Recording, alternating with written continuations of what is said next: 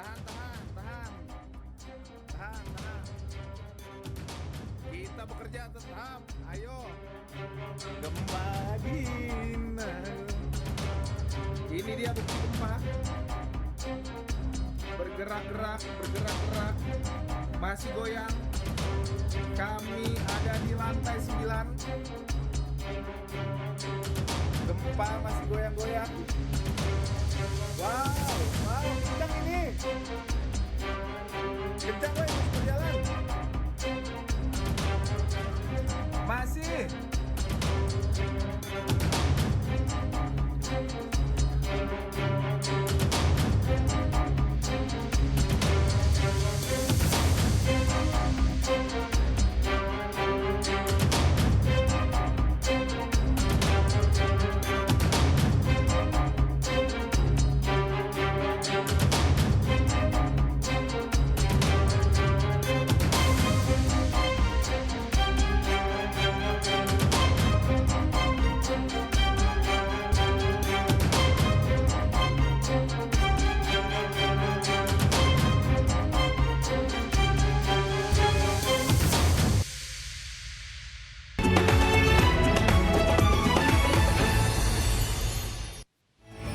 Selamat sore pemirsa, kita berjumpa di iNewsroom, ruang memperdalam informasi yang aktual dan komprehensif. Pemirsa, gempa magnitudo 6,4 mengguncang wilayah Garut, Jawa Barat dan getarannya terasa hingga ke ibu kota. Saya Reinhard Sirait, inilah iNewsroom selengkapnya.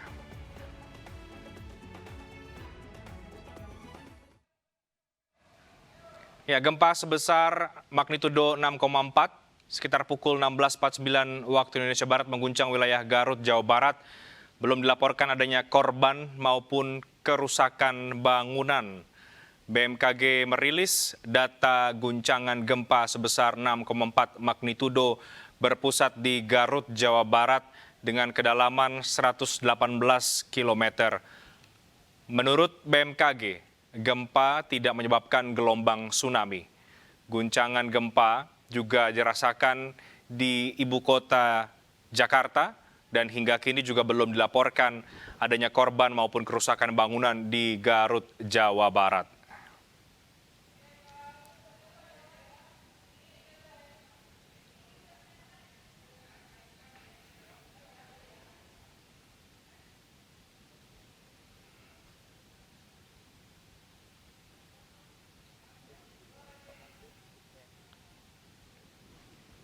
Untuk mengetahui situasi terkini pasca gempa magnitudo 6,4 yang mengguncang Garut, Jawa Barat, kami kembali terhubung dengan rekan II Solihin. Selamat sore, II Solihin. Apa informasi terbaru dari Garut setelah terjadinya gempa dengan magnitudo 6,4? Ya, selamat sore. Pasca bencana gempa yang mengguncang Kabupaten Garut dengan 6,4 skala Richter di Kabupaten Garut, mengguncangkan Kabupaten Garut pukul 16.49 berdasarkan informasi yang disampaikan Badan Meteorologi, Klimatologi, dan Geofisika BMKG. Gempa berlokasi di selatan Garut, belum mendapatkan informasi kerusakan atau retakan jalan sampai saat ini. Karena getaran terjadi kurang lebih kisaran di 20 detik sampai 15 detik. Gempa yang memiliki kedalaman 113 km. Ya. Baik, Solihin, meskipun belum ada laporan soal kerusakan atau korban nih, tapi bagaimana Anda melihat masyarakat sekitar, setidaknya yang ada di sekeliling Anda, merespon ketika terjadi gempa tadi? Untuk situasi saat ini sekarang di Kota Garut, memang dengan kejadian gempa tersebut sempat keluar, tapi mereka kembali lagi ke rumah, begitu. Oke, apakah informasi dari pelaksanaan BPBD Kabupaten Garut membenarkan getaran gempa yang terjadi, kuat guncangannya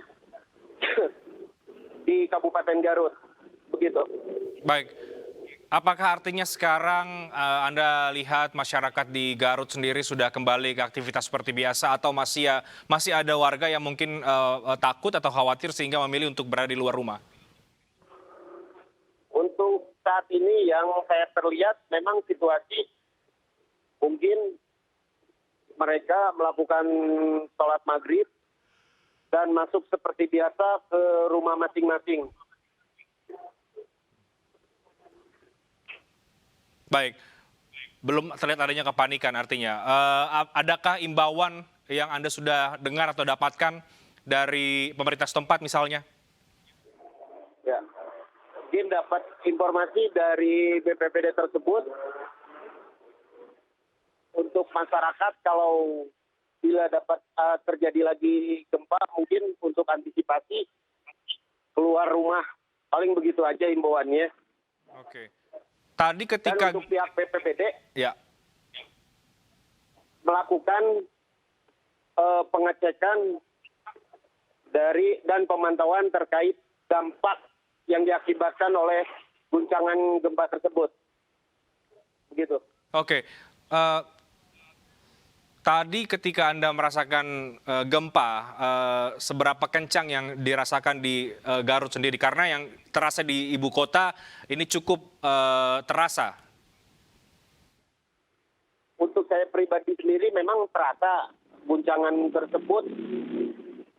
Kirain kendaraan besar, ternyata pas lihat di sekitar semua pada goyang lampu begitu.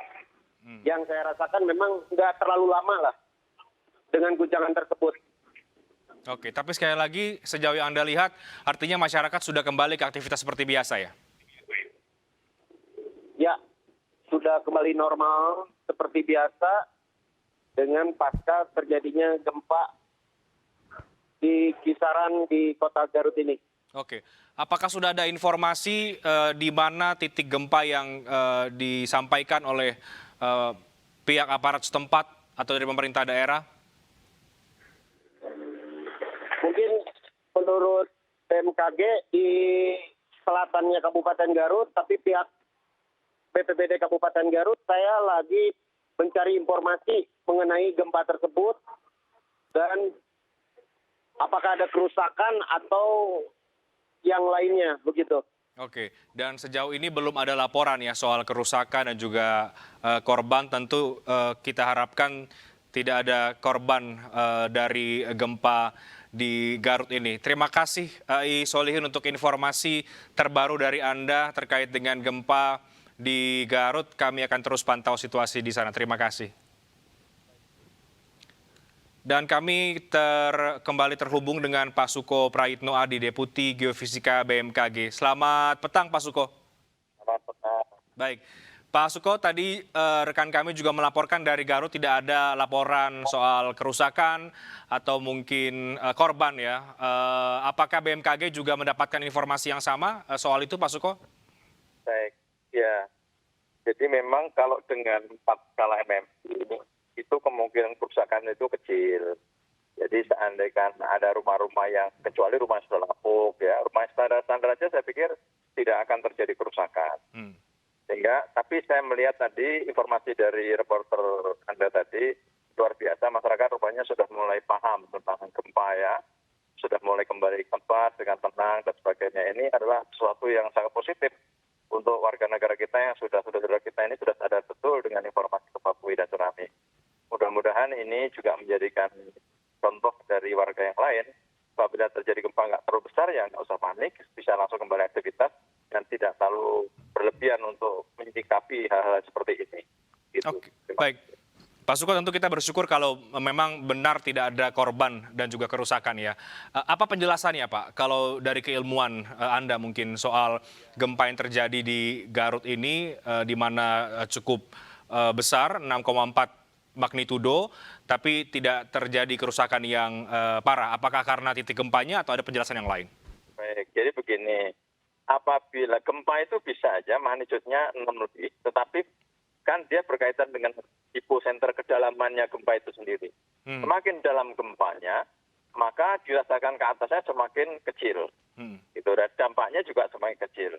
Kalau gempanya semakin dangkal, contoh Cianjur misalkan, itu kenapa dia berdampak luas? Karena memang kedalamannya 10 km di permukaan bumi.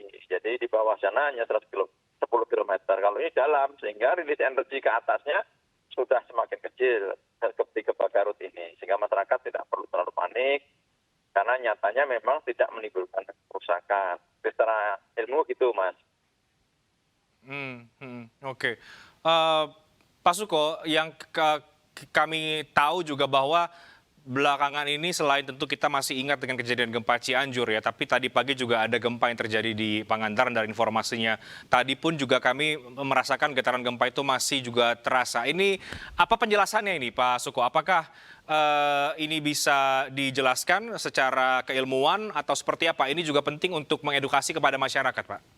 Baik, terima kasih Bapak Ibu semua sahabat BMKG seluruh Indonesia.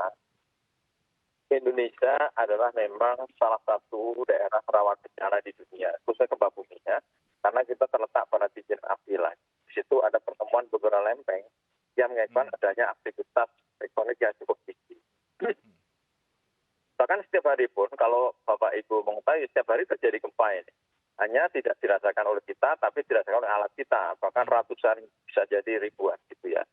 Nah, ada beberapa gempa yang dirasakan, itu biasanya gempa-gempa yang berasal dari pertemuan lempeng tadi dan juga gempa-gempa yang ada di daratan.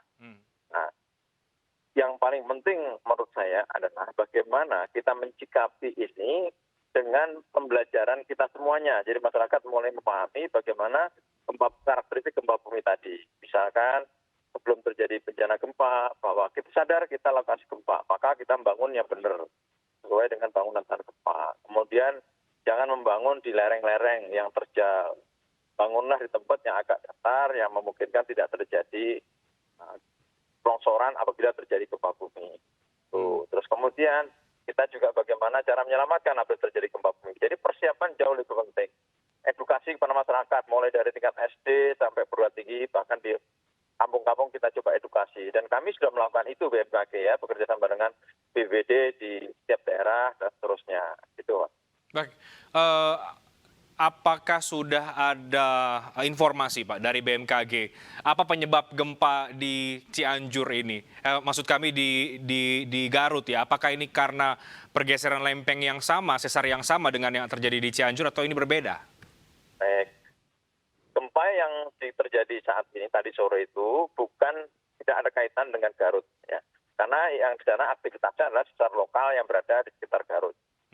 Kemudian kalau gempa yang ini adalah gempa karena ada pertemuan lempeng Australia dan Eurasia. Australia itu bergerak dari selatan ke bawah Pulau Jawa atau bawah Pulau Sumatera, kemudian Eurasia itu adalah bergerak dari barat laut sana ke arah Indonesia. Sehingga pertemuan itulah menimbulkan pertemuan mengunci antar lempeng tersebut suatu saat apabila lewat batas elastisitasnya akan patah dan menimbulkan getaran di sekitarnya. Gitu. Baik, bagaimana Pak imbauan bagi masyarakat sekali lagi karena mungkin masih ada kekhawatiran begitu ya terkait dengan gempa karena tentu tidak bisa memprediksi kapan terjadi gempa, tapi yang kita tahu sekarang belakangan terjadi gempa apalagi belum selesai kita melihat dampak yang terjadi di Cianjur. Baik, kepada masyarakat seluruh Indonesia kita memang terletak pada daerah rawan gempa bumi. Tetapi kita jangan takut berlebihan dan kita harus mulai bersahabat dengan gempa bumi dengan cara kita mempelajari karakteristik. Kemudian para tokoh masyarakat, para pemerintah daerah ini bisa saja menjalin kerjasama dengan BMKG bagaimana mengedukasi masyarakatnya agar tahan terhadap bencana gempa ini. Diberikan kapasitasnya, pelatihan sosialisasi sehingga dia bisa evakuasi mandiri apabila terjadi gempa bumi. Ini sangat penting menurut saya. Baik, Pak Suko, setelah terjadi gempa ini, apakah BMKG juga sudah berkoordinasi dengan Pemkab Garut ya untuk memastikan bagaimana masyarakat, seperti apa dampaknya dan lain sebagainya? Pasti, setiap terjadi gempa, kami akan turun tim, kemudian kalau ada kerusakan informasi, pasti turun tim. Seperti di Garut itu sampai sekarang juga belum ada ditarik, ada beberapa orang yang belum kita tarik. ya kita selalu full tim, langsung dipimpin kepala badan kami, dan termasuk saya juga akan turun tangan, kecuali kalau seperti Garut pasti kita turun tangan semua. Kalau seperti tingkat seperti Garut gini, biasanya kami komunikasikan dengan UPT terdekat seperti dari Bandung atau dari Pelabuhan Ratu sana akan turun, dan kemungkinan kami juga akan melihat ke sana. Terima kasih. Oke, apakah akan ada informasi resmi Pak dari BMKG seperti biasa setelah terjadi gempa misalnya ada konferensi pers untuk menjelaskan? Insya Allah, ini kami lagi menuju ke kantor akan persiapkan konferensi pers. Oke, artinya akan ada penjelasan kepada masyarakat. Tapi sekali lagi informasi BMKG ini bisa memastikan bahwa yang terjadi di Garut ini aman dan tidak berdampak dan tidak ada dampak yang signifikan ya Pak Suko? Benar, baik Mas. Ya. Oke, baik Pak Suko, terima kasih. Kita akan terus memperbarui nanti informasi terbaru terkait dengan gempa di Garut, tapi tentu kita berharap informasi sejauh ini tidak ada korban, itu yang kemudian bisa kita dapatkan terus-menerus. Terima kasih banyak Pak Suko Prayitno Adi, Deputi Geofisika dari BMKG. Pemirsa, kami akan segera kembali dengan informasi lainnya, tetaplah di iNews.